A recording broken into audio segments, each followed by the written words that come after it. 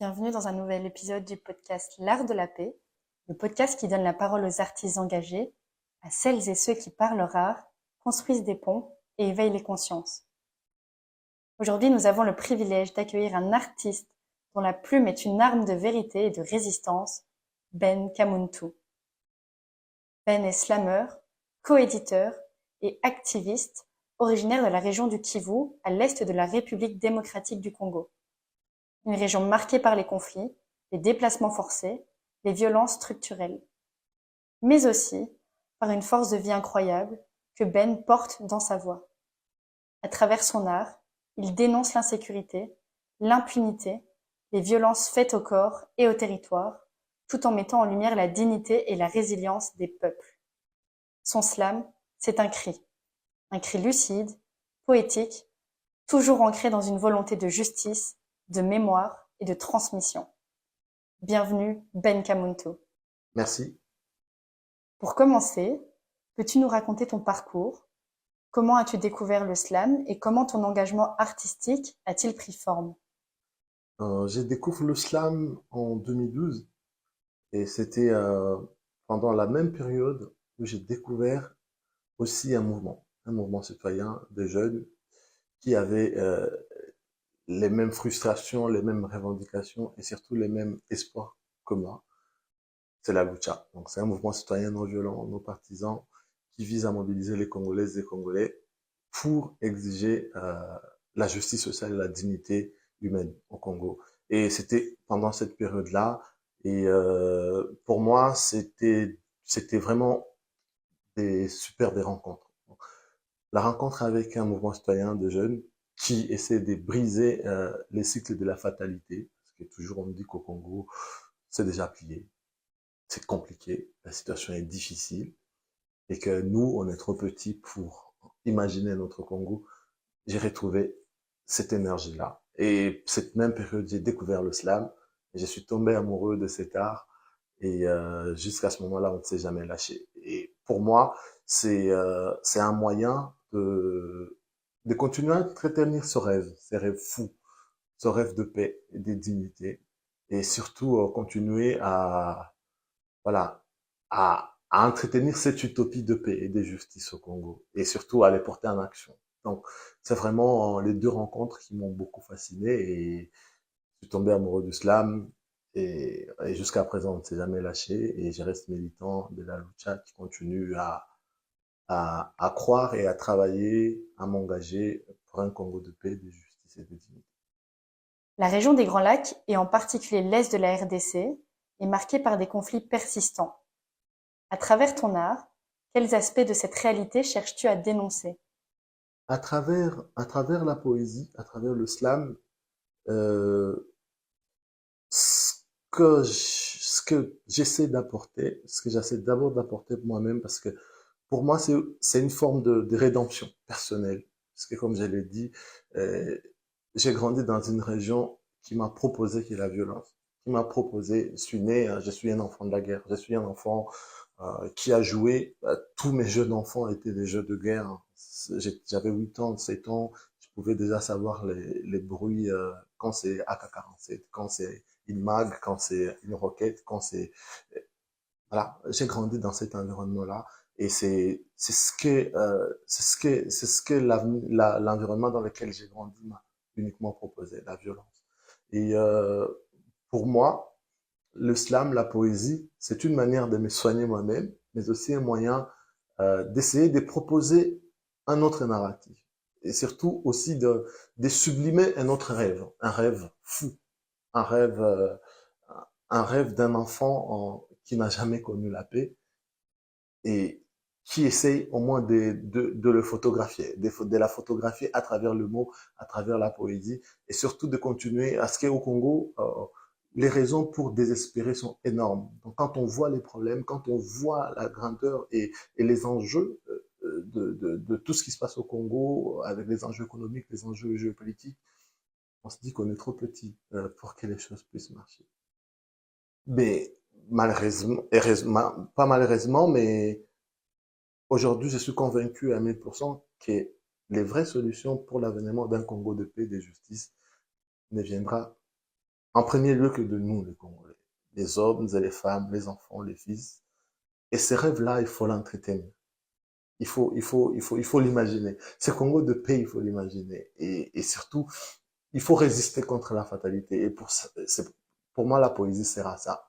La poésie sert à la possibilité d'avoir, voilà, de garder la lueur d'espoir, surtout aussi de continuer à porter ses rêves en action. Et voilà, donc ça peut être un peu fou, ça peut paraître un peu bisounours. On fait de la poésie, et qu'on pense que c'est la poésie qui va ramener la paix au Congo. Et moi, je pense on a besoin de ça. On a besoin, dans cette situation très difficile, très compliquée, on a besoin d'un peu de légèreté, un peu de lumière. Et la poésie me permet de le faire pour moi-même, mais aussi pour autour de moi, autour de moi, et surtout de continuer à penser, et surtout à penser le Congo, le deux. Penser, penser.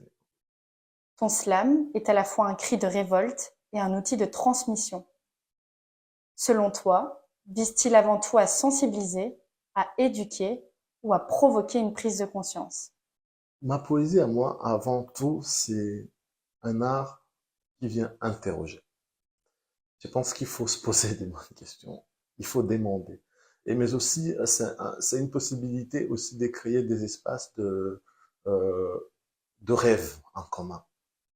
Mais aussi de l'entretien de certaines valeurs comme, les valeurs de dignité humaine, de justice sociale, de paix.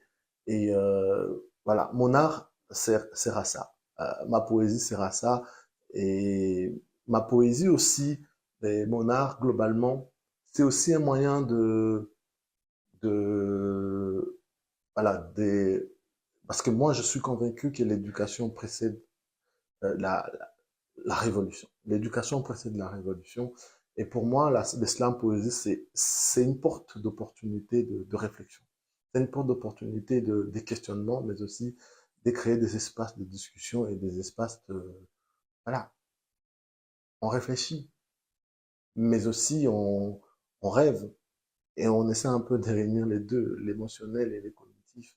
Et surtout de continuer à célébrer la vie. Et la poésie, pour moi aussi, c'est un moyen surtout de aussi de dire les choses telles qu'elles sont. S'il y a des difficultés, on a grandi, moi j'ai grandi dans un environnement où on ne critique pas le chef, où on ne peut pas dire non à son père, où il faut dire amen à tout ce qu'on dit, et où on attend qu'il y ait quelqu'un qui nous donne la parole pour parler. Aujourd'hui, avec la poésie, avec une feuille, un stylo, on n'attend plus que quelqu'un nous donne la parole. On la prend, on l'arrache, et on la ramène à la place publique. Et c'est ce que je fais, ce que j'ai fait avec mes camarades poètes, slameurs, ce que j'ai fait avec les collectifs Goma Slam Session, que nous avons mis en place à Goma avec mes collègues. Et aujourd'hui, on anime beaucoup d'ateliers d'écriture et de performance slam. Pas parce que le slam pourra un jour faire taire les armes, mais le slam, aujourd'hui, je pense que c'est un besoin pour entretenir ce rêve. Parce que sans ce rêve de paix, de dignité, surtout, voilà, pour moi, le slam, c'est un moyen pour dire à toutes les personnes qui nous empêchent de rêver, nous, avec nos mots, on va continuer à les empêcher de dormir. C'est ce qu'on essaie de faire avec le slam. Et de dire, écoutez, qu'on le veuille ou non, le tram de la paix, il est démarré. Peut-être ça prendra des années, ça prendra 20 ans. Moi, j'ai 30 ans, je suis marié, je suis avec ma femme. Et moi, j'ai grandi dans une atmosphère, dans un environnement de guerre. Je ne souhaiterais pas avoir un enfant qui vivra la même chose que moi pour les 30 années à venir. Et moi, j'ai peur. J'ai peur qu'un jour, voilà, si j'ai un enfant ou ma nièce me demande, papa, qu'est-ce que tu as fait pour le Congo? Que c'est compliqué, mais qu'est-ce que tu as fait pour qu'on commence par là? Voilà. Moi, j'ai peur de manquer une réponse à lui donner. Voilà, c'est ça. C'est pourquoi je pense que c'est important de continuer à s'engager, à poser des actions non violentes avec la lucha, ce que je fais, et surtout de résister contre la fatalité, parce qu'il y a vraiment plusieurs raisons de baisser les bras et de dire qu'on ne peut rien. Pourtant, qu'on le veuille ou non, malheureusement, heureusement donc, les solutions ne viendront pas des États-Unis, ne viendront pas de la Belgique, de la France. Les, en tout cas, l'avènement d'un Congo nouveau,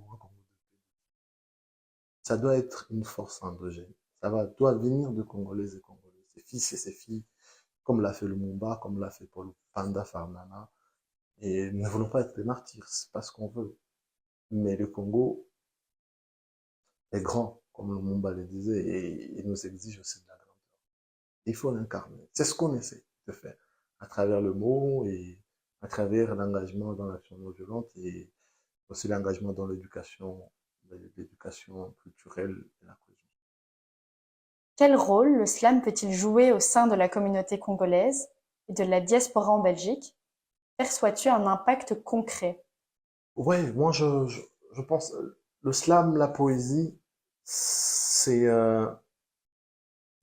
ça sert à ériger des ponts, à créer des opportunités de dialogue, d'échange dans un monde où des gens c'est récroquevillés sur eux-mêmes, où il y a des murs qui s'élèvent partout et où on pense qu'on pourrait s'en sortir seul. Moi, je crois encore en l'humain, je crois à la possibilité que nous tous nous puissions avoir la possibilité de vivre en paix. Un enfant de Liège, un enfant de Goma, pas du Yémen ou bien de Palestine peut juste avoir la possibilité d'aller à l'école. Et moi, je pense que cette possibilité-là, il faut, il faut entretenir des liens. Et il faut entretenir des liens, que ce soit au niveau de la diaspora, que ce soit au niveau national au Congo, euh, parce que moi, je pense aujourd'hui, le monde, il est interconnecté. Et les solutions doivent être globales, mais les actions doivent aussi être situées. Les actions doivent être locales, mais avec une vision globale. Et c'est ça, c'est ce qu'il faut faire. Et moi, je pense que le slam poésie a un rôle à jouer là-dessus. Et voilà, moi, j'essaye, nous mettons en place un projet de ce qu'on appelle la poésie pour penser le monde. C'est un projet qui vise à réseauter, à créer des espaces d'échange, mais aussi des espaces de rêve en commun. Et surtout les espaces aussi de la reconnaissance des blessures et des douleurs de chacun. Parce qu'on est dans un monde où chacun pense qu'il souffre beaucoup plus que l'autre. Et c'est là où on peut tomber aussi dans le négationnisme, on peut tomber voilà, dans l'inimitié, parce que voilà, tellement qu'on a souffert. Et moi, je pense que c'est ça la base de la discussion. Et la poésie peut jouer ce rôle. Parce que je crois encore qu'avec les mots, avec la poésie, les gens peuvent encore se parler. Les gens peuvent encore discuter. Et surtout, les gens peuvent encore rêver ensemble un monde de paix, de justice et de dignité. Et pour ça, il faut créer des espaces de dialogue. C'est ce que déjà Justice et paix fait. Il faut les intensifier. Il faut aller vers les jeunes. Il faut donner la possibilité. Les jeunes ont des choses à dire. Aujourd'hui, je pense que les jeunes en ont marre de toujours leur venir pour leur dire ce qu'ils doivent faire. Voilà, pour leur dire oui, ça c'est bon, ça c'est pas bon. Voilà, une formation, c'est bien. Mais à un certain moment, il faut leur tendre les micros. Il faut les écouter. Ils sont intelligents. Ils ont des valeurs. Qu'est-ce qu'ils pensent? Quel élément qu'ils veulent? Et la poésie, c'est un outil. C'est un instrument qu'on peut servir pour l'éducation à la citoyenneté mondiale et solidaire. C'est un outil puissant où, à un certain moment, les jeunes veulent juste qu'on les écoute. Ils veulent juste qu'on les entende. Ils ont des opinions. Et je pense que la poésie, c'est un moyen. C'est un moyen plus, je pense, c'est la possibilité de s'approcher plus des émotions et de parler au corps. On est dans un monde très politique, avec des discours très politiques. Il faut un peu maintenant plus de discours poétiques dans un monde politique. Et pour ça, il faut intensifier. Moi, j'aimerais voir la poésie partout, dans les rues, dans les écoles, dans les avenues, sur les radios, parce qu'elle est là, elle est partout. Et je pense que ça rapproche plus les âmes, ça rapproche plus les gens, et que ça nous rapproche plus du notre côté humain. Moi, je le sens comme ça, parce que, peut-être je le dis personnellement, parce que c'est la poésie qui m'a sauvé, en fait. Voilà, toute cette possibilité de rêver encore un autre monde, de continuer de continuer à espérer qu'il y a encore une petite lumière, qu'il faut le faire. Je ne dis pas que c'est uniquement la poésie, mais la poésie a un rôle à jouer là-dessus. Et c'est ce qu'on essaie de faire Voilà, je pense qu'il faut aller dans ces sens. L'engagement artistique n'est pas toujours sans risque. As-tu déjà été confronté à la censure ou à des obstacles pour t'exprimer librement? Oui, le risque zéro, il n'existe pas. Et j'ai été confronté plusieurs fois à des menaces, à des censures, à des emprisonnements. Je ne vais pas en détailler ici parce que mes collègues de la lucha sont... Il y a des collègues qui ont même perdu la vie parce qu'ils croyaient en ces Congos nouveaux, ces Congos de paix. Je pense à Luc, la paix à son âme, et d'autres camarades euh, comme Obadi. Il y a beaucoup de camarades qui sont morts parce qu'ils essayaient de pousser. Et voilà, on porte les mêmes valeurs. Et moi, je pense qu'il y a beaucoup de risques. Et personnellement, oui, j'ai été confronté à ça. Mais juste c'est très une petite note de légèreté. À chaque fois, ma famille me demandait toujours, disait, oui, t'as déjà été à la lucha, tu as fait des manifs, tu as fait beaucoup de concerts, tu as dénoncé les choses, mais toi, tu peux maintenant arrêter et laisser les autres partir. Mais la question à se poser aujourd'hui, l'autre, c'est qui?